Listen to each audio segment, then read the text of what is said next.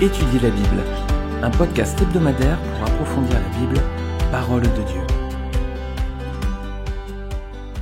Bonjour à tous, je suis ravi de vous retrouver pour ce nouvel épisode de podcast Étudier la Bible. Alors, on étudie depuis plusieurs mois le livre de la Genèse. Je vais profiter aujourd'hui de cette fête de Noël pour que nous regardions ensemble si ce livre parle de Jésus-Christ. Alors, ça va être également une occasion de résumer un petit peu tout ce qu'on a vu depuis le début de cette série de podcasts. Si vous n'êtes pas familier avec la Bible, sachez qu'elle est composée de deux parties principales. L'Ancien Testament, qui raconte comment Jésus s'est choisi un peuple, Israël. Il lui a donné une loi à suivre, dont sont extraits notamment les 10 commandements. Mais ce peuple s'est montré incapable de suivre cette loi qui était bien trop parfaite pour l'homme. Ensuite, on a le Nouveau Testament, qui raconte la venue de Jésus-Christ, le Fils de Dieu envoyé pour mourir sur la croix. Il raconte comment tous les hommes sont incapables de suivre la loi de Dieu. Alors Christ meurt sur la croix, en fait en rançon, il prend notre place, il vient payer le prix de notre désobéissance devant Dieu.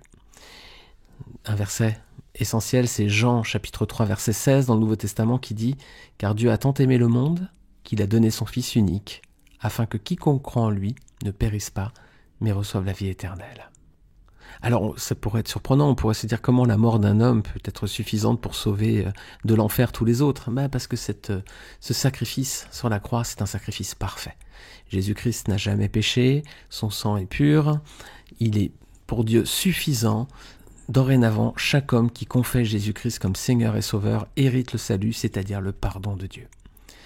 Je vous lis un autre verset, c'est Romains chapitre 10, verset 9 qui dit « Si tu confesses de ta bouche le Seigneur Jésus, si tu crois dans ton cœur que Dieu l'a ressuscité des morts, tu seras sauvé. » Voilà les amis, c'est pas plus difficile que ça, étonnamment peut-être, mais c'est pas plus compliqué pour être sauvé, pour éviter le feu de l'enfer et gagner le ciel.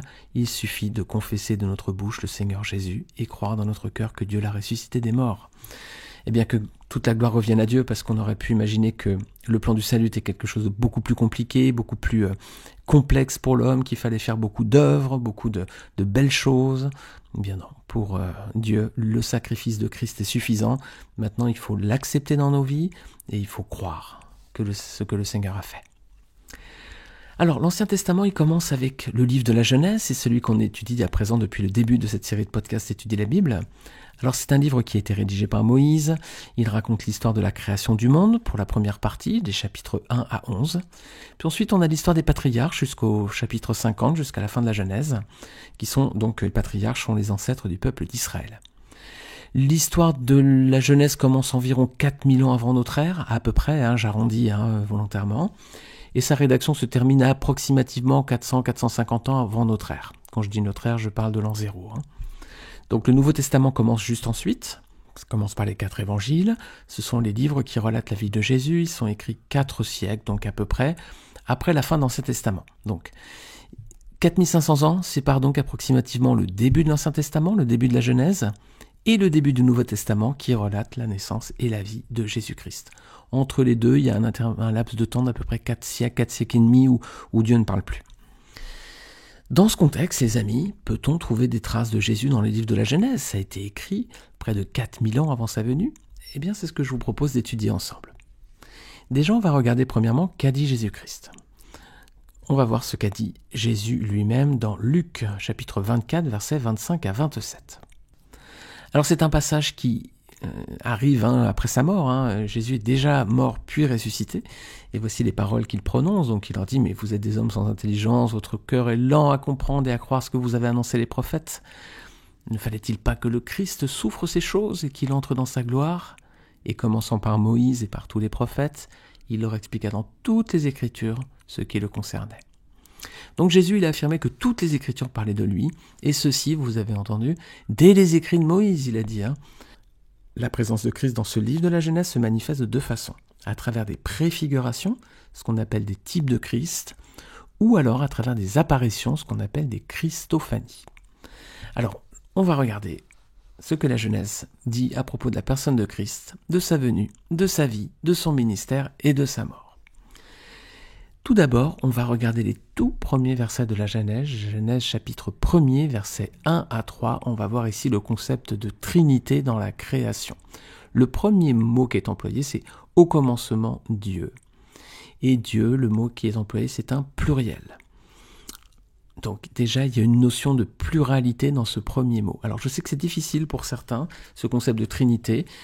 Oui, Dieu en 3 personnes. Ça ne veut pas dire qu'il y a 3 dieux, c'est un seul Dieu en 3 personnes. Alors c'est très compliqué à comprendre pour des hommes comme nous, des hommes et des femmes comme nous, parce que nous vivons dans un corps physique et dans un espace limité et dans le temps. Alors que Dieu, lui, n'est pas dans un corps physique, il n'est pas dans un espace limité, il n'est pas dans le temps. Donc dans sa personne, il n'a pas les mêmes attributs que nous. C'est un Dieu en 3 personnes. Il se présente dès le premier verset du premier chapitre de la Bible dans la Genèse comme Elohim, qui est un pluriel. Il le confirme dans le même chapitre, verset 26, Dieu dit « Faisons l'homme à notre image, à notre ressemblance ». Il accentue bien cette notion de pluralité.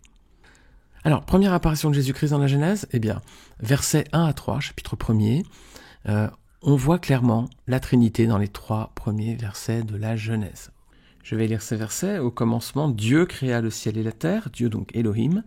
La terre n'était que chaos et vide, il y avait des ténèbres à la surface de l'abîme et l'Esprit de Dieu planait au-dessus de l'eau. Dieu dit qu'il y ait de la lumière et il y eut de la lumière. Donc on a clairement le Père au premier verset. Au commencement, Dieu créa le ciel et la terre, donc le Père est présent dès le premier verset du premier chapitre du premier livre de la Bible. Au deuxième verset, on a le Saint-Esprit, et l'Esprit de Dieu planait au-dessus des eaux. Et au troisième verset, les amis, on a le Fils, et Dieu dit, la parole de Dieu, qui est la parole de Dieu ? Vous lirez Jean chapitre 1, la parole de Dieu, c'est Jésus-Christ, les amis. Vous pourrez regarder aussi ce magnifique passage dans Proverbe 8, versets 22 à 31. On voit là le Fils qui est présent lors de la création. C'est un texte absolument incroyable que je trouve vraiment remarquable. Proverbe 8, versets 22 à 31, vous allez voir le récit de la création vu d'un autre regard. Et c'est vraiment magnifique. Alors, d'abord le Père, verset 1, Saint-Esprit, verset 2, le Fils, verset 3. Le Fils est révélé en dernier. Pourquoi ? Parce que sa révélation aux hommes sera plus tardive en fait. L'Ancien Testament préfigurait la venue de Christ, mais dans l'Ancien Testament on voit surtout le Père essentiellement, parfois le Saint-Esprit, et très peu le Fils si on ne regarde pas bien. On ne le voit pas clairement le Fils. Pourquoi ? Regardez Colossiens 2, verset 17 qui nous dit « C'était l'ombre des choses à venir, mais le corps est en Christ. » Et oui, quand on regarde une ombre, les amis, on a une vague idée. Quand on voit l'ombre de quelqu'un, on devine la forme, mais on ne peut pas voir le détail. Tout ça, c'était l'ombre des choses à venir. Le corps est en Christ. À travers Jésus-Christ homme, on voit tout pleinement la révélation de Dieu lorsqu'il se manifeste. Mais dans l'Ancien Testament, c'est encore l'ombre des choses à venir. Quand on regarde en ombre, on a un peu la forme, mais de façon bien imparfaite. C'est quand on voit la personne qu'on discerne tous les détails. Alors pour aller plus loin, si vous souhaitez sur ce premier point, donc Jésus, dès toute première partie de la Genèse, chapitre 1er, verset 3, le Fils est déjà présent, peut-être même déjà dès le verset 1, quand on voit Elohim au pluriel. Je vous mets 2 épisodes de podcast qu'on avait vus si vous voulez aller plus loin. C'est l'épisode 2, est-ce que Dieu existe ? Et puis l'épisode 4 sur la Trinité, un seul Dieu en 3 personnes. Si pour vous le concept de Trinité est encore difficile, je vous invite à réécouter ce podcast. Première fois donc, tout de suite dès le début de la Bible. Deuxième fois, les amis, après la chute d'Adam et Ève, il y a un sacrifice de rédemption qui va être fait, c'est dans Genèse chapitre 3. C'est juste après la chute, on voit une première annonce de l'évangile, c'est ce qui est appelé le proto-évangile. Genèse chapitre 3, verset 15. Dieu dit « Je mettrai inimitié entre toi et la femme, entre ta postérité et sa postérité. Celle-ci t'écrasera la tête et tu lui blesseras le talon. » Voilà. Ici, c'est la croix qui est annoncée, ça va être la descendance de la femme. Cette descendance va écraser la tête du serpent, mais le serpent va quand même blesser le talon. Et oui, Christ va mourir sur la croix. Heureusement, gloire à Dieu, il est ressuscité, mais il a quand même, lui, écrasé la tête du serpent. Rappelez-vous, suite à leur faute, la chute d'Adam et Ève, pour couvrir leur faute, qu'avait fait Dieu ? Il avait fait un sacrifice. Pour couvrir leur faute, au préalable, Adam et Ève avaient aussi fait un sacrifice. Regardez, Genèse chapitre 3, verset 7. Leurs yeux à tous les deux s'ouvrirent et ils prirent conscience qu'ils étaient nus. Ils attachèrent des feuilles de figuier ensemble et s'en firent des ceintures. Pour couvrir leur faute, donc Adam et Ève font un sacrifice végétal. Ils prennent des plantes, des feuilles. Pour couvrir leur faute, en revanche, Dieu va faire un sacrifice, mais un sacrifice animal. Genèse chapitre 3, verset 21. L'Éternel Dieu fit des habits en peau pour Adam et pour sa femme, et il les leur mit. Un peu plus tard, Abel et Caïn vont également faire chacun un sacrifice. Abel va faire un sacrifice animal, comme Dieu, et Caïn va faire un sacrifice végétal comme ses parents. Dieu va agréer un de ses sacrifices, celui d'Abel, et il va rejeter l'autre, celui de Caïn. C'est ce qu'on peut voir au chapitre 4, versets 4 et 5 de la Genèse. De son côté, Abel en fit un des premiers-nés de son troupeau et de leur graisse. L'Éternel porta un regard favorable sur Abel et sur son offrande, mais pas sur Caïn et sur son offrande. Caïn fut très irrité et il arbora un air sombre. Voilà, Abel, clairement, ça symbolise ceux qui se soumettent à Dieu, qui font sa volonté et lui obéissent. Caïn, lui, il symbolise ceux qui rejettent Dieu, qui ne font pas sa volonté et qui lui désobéissent. Et aujourd'hui encore, les amis, hélas, les descendants de Caïn, donc ceux qui rejettent Dieu, haïssent et persécutent ceux qui sont les descendants d'Abel, qui se soumettent à Dieu. Dans la Genèse, on avait vu aussi Ismaël avec Isaac, et puis on voit également les enfants de Jacob avec Joseph. Donc je vous remets 3 liens vers des épisodes de podcast qu'on avait eu l'occasion de voir pour ce deuxième aspect. Donc après la chute d'Adam et Ève, il y a un sacrifice de rédemption. Donc Jésus-Christ commence à être mentionné, là, du moins son sacrifice. Vous pouvez regarder si vous voulez l'épisode 6, la Pâque dans la Genèse, Genèse chapitre 3. L'épisode 8, c'était la chute d'Adam et Ève, qui parlait du chapitre 2 et 3 de la Genèse. Et l'épisode 9 sur Abel et Caïn, 2 profils d'enfants très différents, Genèse 4 et 5. Donc on a déjà vu 2 parties de la Genèse assez rapidement qui commencent à présenter l'œuvre de Jésus-Christ. Il y avait une 3e mention, une 3e préfiguration du sacrifice du Seigneur et de sa vie et de sa mort. C'est dans Genèse chapitre 6 avec l'arche de Noé et le déluge.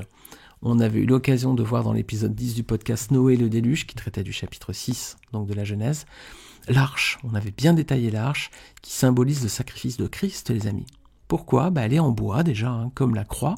C'est pas un tout petit détail. L'arche est en bois, la croix aussi. L'arche, c'est ce qui a permis à cette famille d'être sauvée de la mort. Et la croix, les amis, nous sauve de la mort aussi. On devait entrer dans l'arche par une porte. Qui est la porte ? Sinon Jésus-Christ. Jean 10, verset 9. Et cette arche également plaçait les hommes à l'abri de la tempête. Vous pourrez lire le psaume 42, il parle des souffrances de Christ sur la croix. Regardez tout particulièrement le verset 8 du psaume 42, vous allez voir que ce détail, ce rappel est assez flagrant. Je vous mets également un lien donc vers cet épisode qu'on avait vu ensemble, l'épisode 10, Noé et le déluge. 4e préfiguration, mention de Christ dans la Genèse, c'est dans Genèse 14, Abraham avec Melchisédek. Voilà ce personnage un peu étonnant qui arrive parce que il arrive de nulle part en quelque sorte.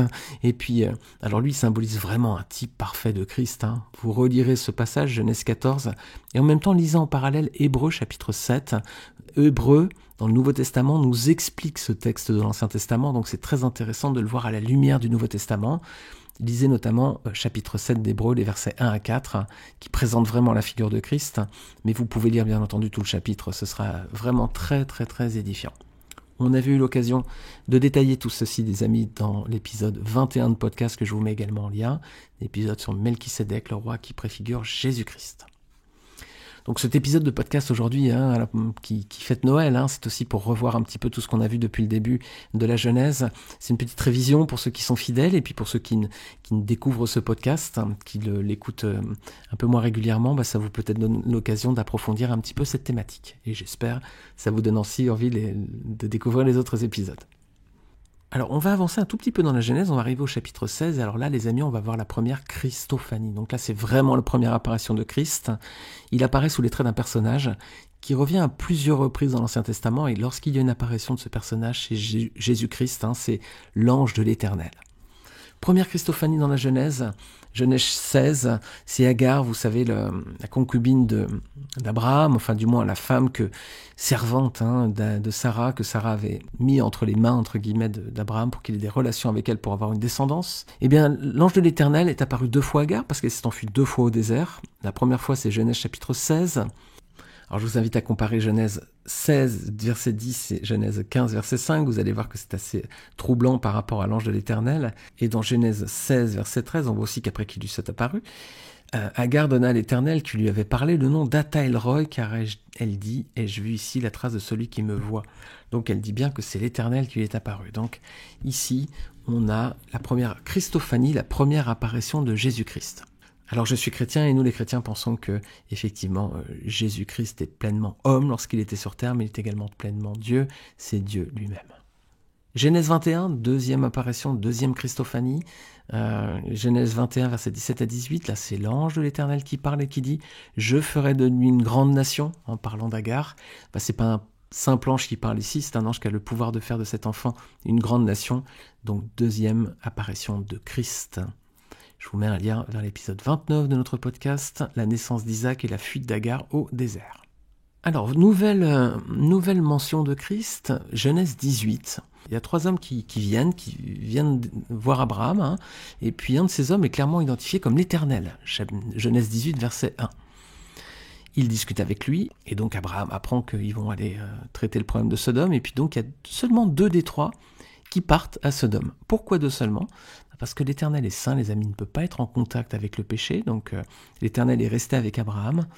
Mais les 2 autres qui sont partis à Sodome, c'est aussi l'image du Fils et du Saint-Esprit. C'est eux qui sont venus régler le problème sur terre. Je vous remets un lien pour aller plus loin. Épisode 25 de notre podcast, l'Abraham qui recevait la visite des 3 anges. Si vous voulez aller un petit peu plus loin. Aujourd'hui, je ne fais que survoler. J'approfondis un petit peu, mais l'idée, c'est de regarder ce que la Genèse dit sur la présence de Christ, mais sans forcément rentrer dans le détail. Pour aller plus loin, vous pouvez réécouter les précédents épisodes. Nouvelle image, le sacrifice d'Isaac. Alors là, c'était vraiment une image forte du sacrifice de Christ qu'on trouve dans Genèse chapitre 22.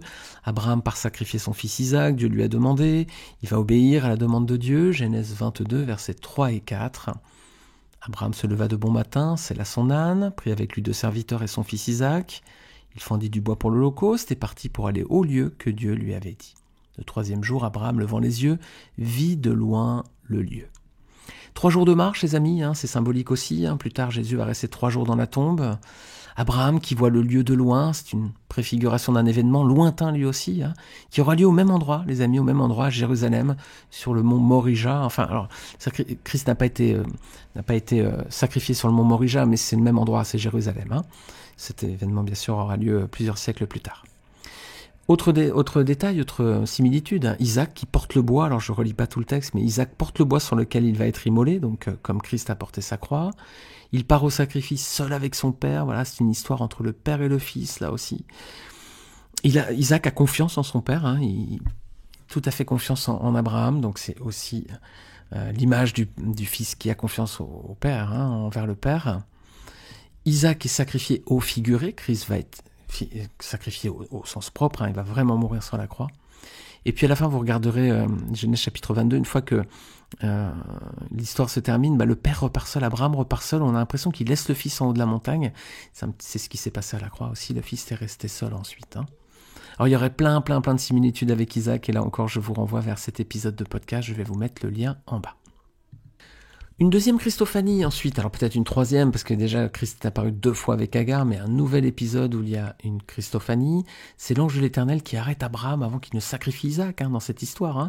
Regardez au verset 12 du chapitre 22, l'ange de l'Éternel dit « N'avance pas ta main sur l'enfant, ne lui fais rien, car je sais maintenant que tu crains Dieu et que tu ne m'as pas refusé ton fils, ton unique. » Vous voyez ici, l'ange dit « Tu ne m'as pas refusé ton fils », donc c'est bien Dieu qui parle, mais là c'est à travers Jésus-Christ, donc l'ange de l'Éternel une fois encore. Pour aller plus loin, voilà, je vous remets le lien vers l'épisode 32, le sacrifice d'Isaac. Alors ensuite on va avancer, on va voir le mariage d'Isaac avec Rebecca. Alors dans cet épisode on avait vu plein de belles choses, ça c'était un chapitre merveilleux les amis. C'était une préfiguration. On avait un père, Abraham, qui forme un projet de mariage pour son fils Isaac. Vous allez voir, c'est une vraie préfiguration de l'œuvre divine de rédemption. On a un père donc qui forme un projet de mariage pour son fils.